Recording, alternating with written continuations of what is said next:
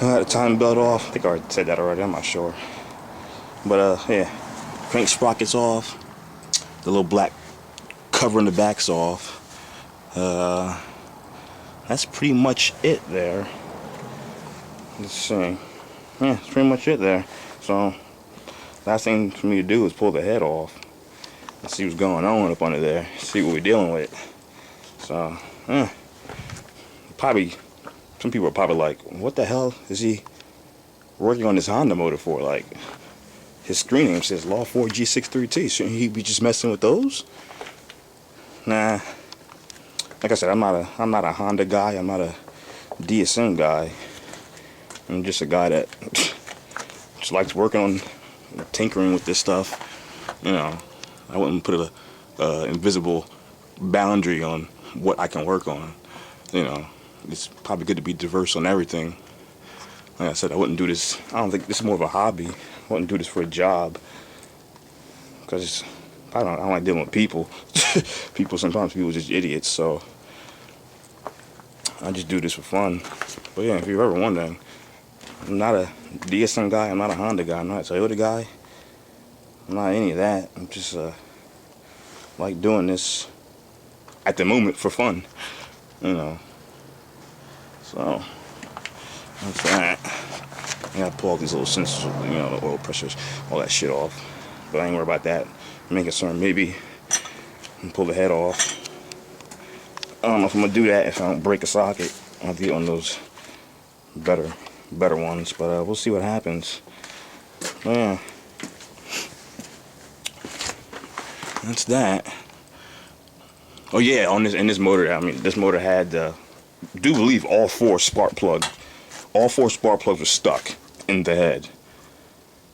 And I was reading somewhere, and they were saying, like, you know, if you have a head gasket, you know, just getting into the, you know, into the cylinder or whatever, it would cause the spark plugs to get stuck in the head. So we'll see what things looking like once we pull the head off. Like I said, I'm not gonna keep this head anyway. I'm just gonna trash it probably. Oh, excuse me. And if I decide to do something with this in the future, it won't be anytime soon, obviously. It'll probably still, like, you know, it won't be that stock LSL, we'll just say. We'll leave it at that. This is just talking about things in the way future, you know. But yeah, alright, let me stop talking. Alright, yeah, I had a little less light, but hopefully be able to see what I'm working with here. Yeah, I took the cams out, as you can see. And it's hard, like I said, it's hard to get these mixed up. Like, say if I was putting this back together, which I'm not. Well, I am kind of when I pull the head off, but if I was putting this back together, you're supposed to always make sure you keep these all in the same, put them back on the same spot. All on the same spot. Don't mix them up. But it's not hard to, you know, figure out which one goes where, because like I said, it's the front of the engine. Probably can't see, but it was, you know, it'd be 1, 2, 3, 4, 5, 6. So right here, I just put them all, set them up there, so you can see. And right here should be 1. 1 right here says 1E, so obviously E stands for exhaust. And number 1, front of the engine is right here, so 1 will go here. So they make it so you don't can't get it mixed up. And like I said, I'll show you the other one. The other one right here is I1. So that goes right here, front of the motor. I obviously stands for intake. It's intake side. So you really can't get it mixed up. I just set them in here to make sure even more. A little setup here. But yeah, see, I have them all set up there. So when I put them back in there, I know exactly which one goes where. And then I make sure I didn't move these, because I'm trying not to move these. You can see these are the, I can get it there. I'm trying to keep them all in the same spot so that just trying to keep them all in the same spot, I guess, whatever. And then the cams over here. Like I said, I just lay them down on the cam side so they won't warp. If you lay them down like this, they might warp. So I'll just set them here. It's like that. Like I said, you can't even get the freaking cams mixed up. If you get these mixed up, I don't know what's wrong with you. But obviously, this right here is the intake side, which is the intake side has the dashes in it for the distributor. So you obviously know this is the intake side because it's a little mark for the distributor to go into. So you can't get that mixed up.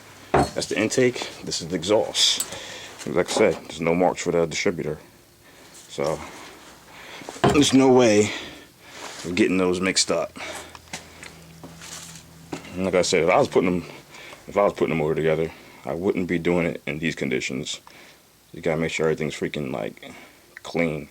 And this work area I am in is not far from clean. So I wouldn't even wouldn't even dream of putting something together like this in these conditions. So like I said, I'm just taking it apart just to learn. And like I said, if I was actually building, I always have to go to the machine shop to get cleaned. See how dirty everything is. So that's that. So next I'm going to try to take the head bolts out. And like I said, when I pull the head studs out, there's a certain way they got to be taken out. Like there's a certain sequence you got to put them in when you tighten them. So I'm just gonna do it in reverse. I'm gonna loosen the same sequence. I'm just gonna loosen the same sequence. I have it in the book here. If I can not mess this up. But there. You probably see it, but it has the numbers right there. 1 in the middle, 2, 3, 4, and you just basically go out.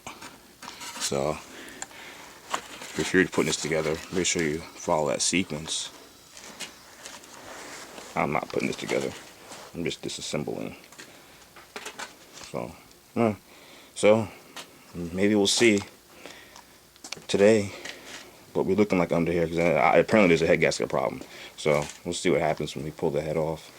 Look at that and go from there. All right.